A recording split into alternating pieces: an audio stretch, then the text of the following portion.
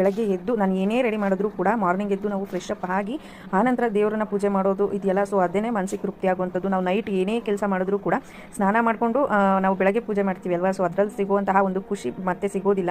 Night ಕೂಡ ನಾನು ಏನು ಮಾಡಿದ್ದೆ, ಪ್ರತಿಯೊಂದನ್ನು ಮಾಡಬೇಕಾದ್ರೆ ದೇವ್ರ ವಿಷಯದಲ್ಲಿ ಮಾತ್ರ ತುಂಬಾ ಸ್ಟ್ರಿಕ್ಟ್ ಅಂತಲೇ ಹೇಳ್ಬೋದು. ಯಾಕೆಂತಂದರೆ ಸ್ನಾನ ಮಾಡೋದಾಗಿರ್ಬೋದು, ಪೂಜೆದಾಗಿರ್ಬೋದು ಯಾವುದು ಕೂಡ ನನಗೆ ಮಿಸ್ ಆದರೆ ಇಷ್ಟನೇ ಆಗೋದಿಲ್ಲ, ಸಮಾಧಾನವೂ ಕೂಡ ಆಗೋದಿಲ್ಲ. ಹಾಗಾಗಿ ನಾನು ಪೂಜೆ ಮಾಡೋದಕ್ಕೆ ಹೋದರೆ ಆಲ್ಮೋಸ್ಟ್ 1 ಅವರ್ ಆಗುತ್ತೆ. ಅಂಥದ್ರಲ್ಲಿ ಯೂಶಲಾಗಿ ಪೂಜೆ ಮಾಡಬೇಕಾದ್ರೆ ತುಂಬ ತಡವಾಗಿ ಮಾಡ್ತೀನಿ. ಅಂದರೆ ಎಲ್ಲನೂ ಕೂಡ ಕರೆಕ್ಟಾಗಿರಬೇಕು ದೇವ್ರ ವಿಷಯದಲ್ಲಿ ಮಾತ್ರ. ಬಾಕಿದಾದರೆ ಏನೋ ಒಂದು ಚಾನ್ಸ್ ಇರುತ್ತೆ, ಬಟ್ ಇದರಲ್ಲಿ ಮಾತ್ರ ಚಾನ್ಸ್ ತಗೊಳ್ಳೋದಕ್ಕೆ ಹೋಗೋದಿಲ್ಲ. ಸೊ ಹಾಗಾಗಿ ಪ್ರತಿಯೊಂದನ್ನು ಕೂಡ ರೆಡಿ ಮಾಡಿ, ಹಾರ ಆಗಿರ್ಬೋದು ಎಲ್ಲನೂ ಕೂಡ ಮುಂಚೆನೇ ರೆಡಿ ಮಾಡಿ ಇಟ್ಟಿದ್ದೆ ನಾನು.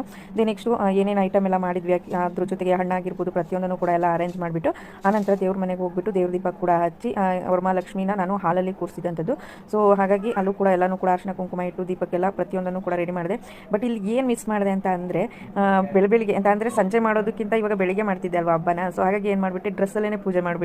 ಇದೊಂದು ಮಿಸ್ಟೇಕ್ ಮಾಡಿಬಿಟ್ಟೆ ಅಂತಲೇ ಹೇಳ್ಬೋದು. ಬಟ್ ಸಂಜೆ 6 ಗಂಟೆಗೆ ಮತ್ತೆ ದೀಪ ಹಚ್ತೀವಿ ಅಲ್ವಾ. ಸೊ ಅವಾಗ ಕಂಪ್ಲೀಟಾಗಿ ಪ್ರತಿಯೊಂದನ್ನು ಕೂಡ ರೆಡಿ ಮಾಡ್ಕೊಳ್ತೀನಿ. ಬಟ್ ಇವಾಗ ಇಂಥ ಟೈಮಿಂಗ್ಸ್ ಅಂತ ಇರುತ್ತೆ ಅಲ್ವಾ. ಸೊ ಟೈಮ್ ಆಗಿಬಿಡುತ್ತೆ, ಲೇಟ್ ಆದರೆ ಪೂಜೆ ಮಾಡಿದ್ರು ವ್ಯರ್ಥ ಅಂತ ಅಂದ್ಕೊಂಡು ಮಾಡೇ ಬಿಟ್ಟೆ ಪೂಜೆನ. ಬಟ್ ಅದೊಂದು ಮಿಸ್ಟೇಕ್ ಮಾಡಿಬಿಟ್ಟೆ, ಡ್ರೆಸ್ಸಲ್ಲೇ ಪೂಜೆ ಮಾಡಿಬಿಟ್ಟೆ. ಸೊ ನಮ್ಮ ಮನಸ್ಸು ಶುದ್ಧ ಆಗಿದ್ದರೆ ಡ್ರೆಸ್ ಆಗಲಿ ಸ್ಯಾರಿ ಆಗಲಿ ಇದೆಲ್ಲ ಯಾವುದು ಕೂಡ ಲೆಕ್ಕಕ್ಕೆ ಬರೋದಿಲ್ಲ. ಏನೋ ನಮ್ಮ ಒಂದು ಆಚರಣೆ ಅಷ್ಟೇ.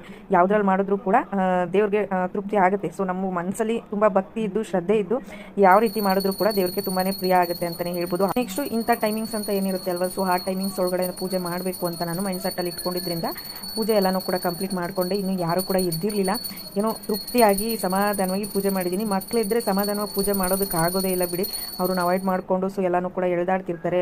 ಹಾಗಾಗಿ ಏನೋ ಪೂಜೆ ಎಲ್ಲ ಕಂಪ್ಲೀಟಾಗಿ ಮುಗಿಸಿ ಆಯಿತು. ಸೊ ಹಬ್ಬನೂ ಕೂಡ ಎಲ್ಲ ರೆಡಿ ಮಾಡಿದ್ದೆ.